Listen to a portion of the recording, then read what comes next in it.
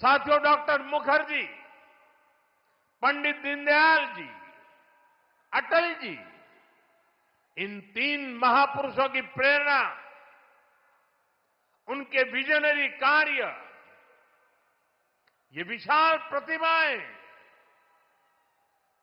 विकसित भारत का बहुत बड़ा आधार है। आज इनकी प्रतिभाएं हमें नई ऊर्जा से भर रही है,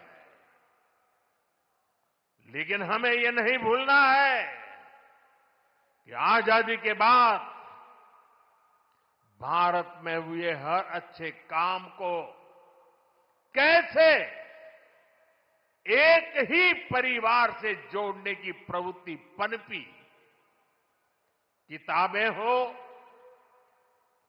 सरकारी योजनाएं हो, सरकारी संस्थान हो, गली, सड़क, चौराहे हो,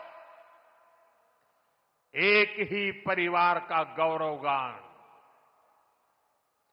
एक ही परिवार के नाम, उनकी ही मूर्तियां, यही सब चला।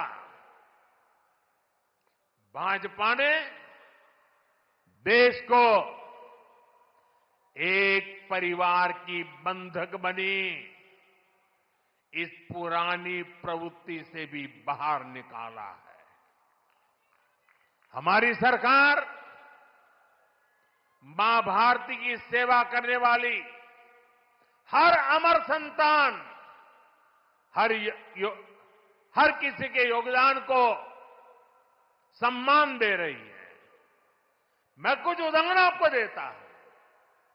आज नेताजी सुभाष चंद्र बोस की प्रतिमा दिल्ली के कर्तव्य पथ पर है। अंडमान में जिस द्वीप पर नेताजी ने तिरंगा फहराया, आज उसका नाम नेताजी के नाम पर है।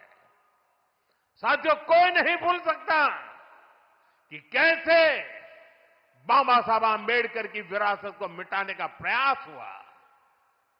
दिल्ली में कांग्रेस के शाही परिवार ने यह पाप किया और यहां यूपी में सपा वालों ने भी यही दुस्साहस किया। लेकिन भाजपा ने बाबा साहब की विरासत को मिटने नहीं दिया। आज दिल्ली से लेकर लखनऊ तक बाबा साहब आंबेडकर के पंचतीर्थ उनकी विरासत का जयघोष कर रहे हैं। साथियों, सरदार वल्लभ भाई पटेल ने सैकड़ों रियासतों में बटे हमारे देश को एक किया था, लेकिन आजादी के बाद उनके काम और उनके कद दोनों को छोटा करने का प्रयास किया गया। ये भाजपा है जिसने सरदार साहब को वो मान सम्मान दिया जिसके वो हकदार थे। भाजपा ने ही सरदार पटेल की विश्व की सबसे ऊंची प्रतिमा बनाई, एकता नगर के रूप में एक प्रेरणा स्थली का निर्माण किया।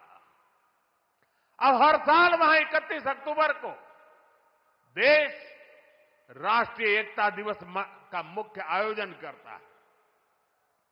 साथियों, हमारे यहां दशकों तक आदिवासियों के योगदान को भी उचित स्थान नहीं दिया गया। हमारी सरकार ने ही भगवान बिरसा मुंडा का भव्य स्मारक बनाया। अभी कुछ सप्ताह पहले ही छत्तीसगढ़ में शहीद वीर नारायण सिंह आदिवासी म्यूजियम का लोकार्पण हुआ है। साथियों, देश भर में ऐसे अनेक उदाहरण हैं। यही उत्तर प्रदेश में ही देखें तो महाराजा सुहेलदेव का स्मारक तब बना जब भाजपा सरकार बनी। यहां निषाद राज और प्रभु श्री राम की मिलन स्थली को अब जाकर के मान सम्मान मिला। राजा महेंद्र प्रताप सिंह से लेकर चौरी चौरा के शहीदों तक मां भारती के सपूतों के योगदान को भाजपा सरकार ने ही पूरी श्रद्धा और विनम्रता से याद किया। साथियों, परिवारवाद की राजनीति की एक विशिष्ट पहचान होती है। यह असुरक्षा से भरी हुई होती है। इसलिए परिवारवादियों के लिए दूसरों की लकीर छोटी करना मजबूरी हो जाता है, ताकि उनके परिवार का कद बड़ा दिखे और उनकी दुकान चलती रहे। इसी सोच ने भारत में राजनीतिक छुआछूत का चलन शुरू किया। आप सोचिए, आजाद भारत में अनेक प्रधानमंत्री हुए, लेकिन राजधानी दिल्ली में जो म्यूजियम था, उसमें अनेक पूर्व प्रधानमंत्रियों को नजरअंदाज किया गया। इस स्थिति को भी भाजपा ने, एनडीए ने ही बदला है।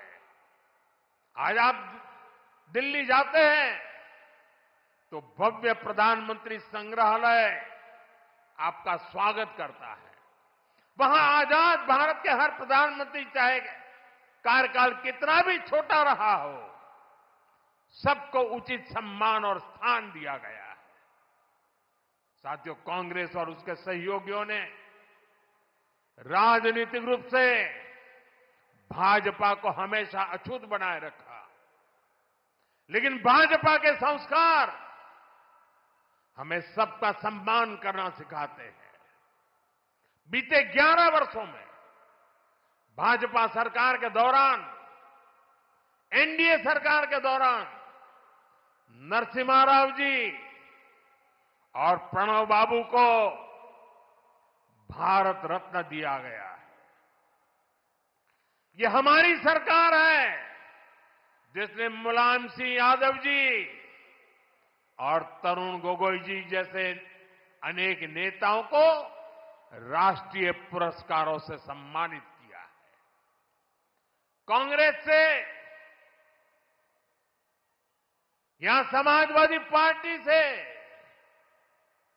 कोई भी ऐसी उम्मीद तक नहीं कर सकता।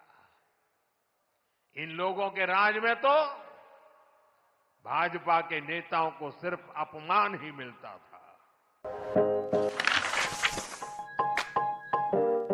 अपने आसपास और देश विदेश की खबरों से अपडेट रहने के लिए व्यू इंडिया टाइम्स को यूट्यूब में सब्सक्राइब, लाइक और शेयर करें।